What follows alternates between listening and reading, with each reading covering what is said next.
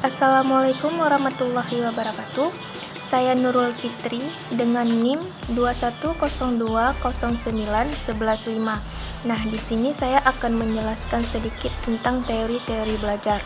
Nah, teori belajar terbagi menjadi 4, yaitu teori behavioristik, teori kognitif, teori konstruktivisme, dan teori humanistik. Nah, di sini saya akan menjelaskan satu persatu tentang teori-teori belajar tersebut serta penerapan dan contohnya. Nah, yang pertama, teori behavioristik. Teori ini menekankan tentang perubahan tingkah laku yang terjadi karena pengalaman belajar. Di dalam perkembangannya, teori ini menjadi aliran psikologi belajar yang memiliki pengaruh besar terhadap tujuan peningkatan teori belajar dan praktik dalam dunia pendidikan dan pembelajaran. Menurut teori behavioristik, seseorang akan dianggap telah belajar ketika sudah menunjukkan perubahan perilaku setelah mengalami proses pembelajaran. Jadi, belajar dapat diartikan sebagai stimulus dan respon. Beberapa hal yang perlu diperhatikan saat menerapkan teori behavioristik dalam proses belajar mengajar, yaitu yang pertama, guru harus selalu mengobservasi dan memperhatikan siswa. Yang kedua, lingkungan belajar juga harus diperhatikan. Yang ketiga, teori behavioristik sangat mengutamakan pembentukan tingkah laku dengan cara latihan dan pengulangan.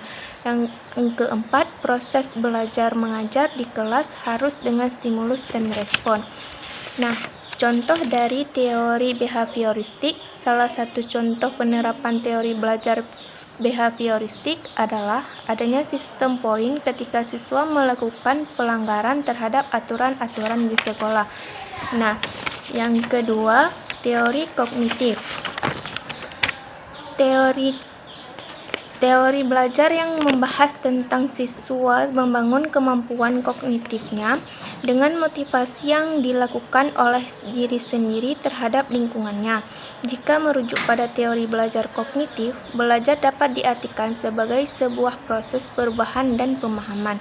Hal yang perlu diperhatikan saat menerapkan teori kognitif dalam proses belajar mengajar adalah yang pertama, teori pembelajaran harus disusun dengan pola atau logika sederhana dan kompleks. Yang kedua, guru harus memberikan pengarahan sesuai dengan usia siswa karena mereka bukanlah orang dewasa yang sudah mengerti dan mudah dalam berpikir. Yang ketiga, proses belajar mengajar harus bermakna. Yang keempat, guru harus mengamati perbedaan yang ada pada setiap siswa supaya siswa dapat berhasil mencapai tujuan pembelajaran. Nah, contoh dari teori kognitif. Libatkan siswa dalam berbagai kegiatan seperti memberikan waktu bagi mereka untuk bertanya agar dapat membantu mereka dalam memahami proses mental. Nah, selanjutnya yang ketiga, teori konstruktivisme. Dalam teori ini ditekankan bahwa siswa yang belajar memiliki tujuan untuk menemukan bakatnya, menambah pengetahuan atau teknologi yang dibutuhkan untuk mengembangkan dirinya. Dari konteks belajar, teori konstruktivisme membebaskan siswa untuk membimbing sendiri pengetahuan yang dimiliki berdasarkan pengalaman. Beberapa hal yang perlu diperhatikan saat menerapkan teori konstruktivisme dalam proses belajar mengajar adalah yang pertama, saat mengajar, sebaiknya guru memberikan kesempatan kepada siswa agar dapat mengeluarkan pendapat dengan bahasanya sendiri. Yang kedua, siswa diberikan kesempatan untuk menceritakan pengalamannya agar menjadi siswa yang lebih kreatif dan imajinatif. Yang ketiga, lingkungan belajar mengajar harus dibuat kondusif supaya siswa dapat belajar dengan maksimal. Yang keempat, siswa diberikan kesempatan untuk membuat gagasan atau ide yang baru.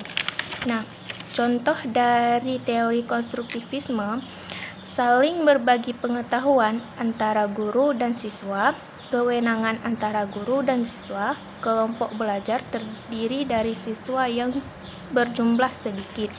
Nah, yang terakhir, teori humanistik. Teori belajar ini lebih cenderung melihat perkembangan pengetahuan dari sisi kepribadian siswa.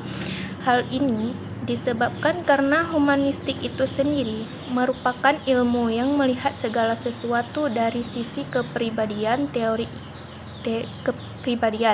Teori ini juga memiliki tujuan untuk membangun kepribadian siswa dengan melakukan kegiatan-kegiatan yang positif.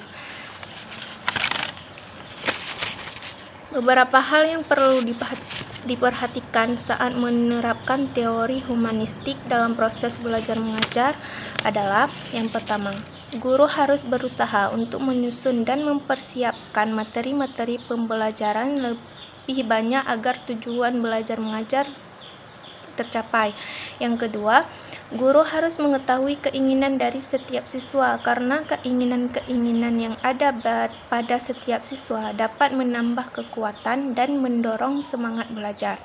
Nah, yang ketiga, guru harus tetap santai ketika mendengar ungkapan-ungkapan dari murid yang memberitahukan bahwa ada perasaan yang kuat dan dalam saat belajar mengajar. Nah, contoh dari teori humanistik, guru memberikan motivasi kepada murid agar tertarik mengikuti pembelajaran. Nah, sekian penjelasan dari saya tentang teori-teori belajar. Mohon maaf jika ada kekurangan atau kesalahan. Saya akhiri. Wassalamualaikum warahmatullahi wabarakatuh.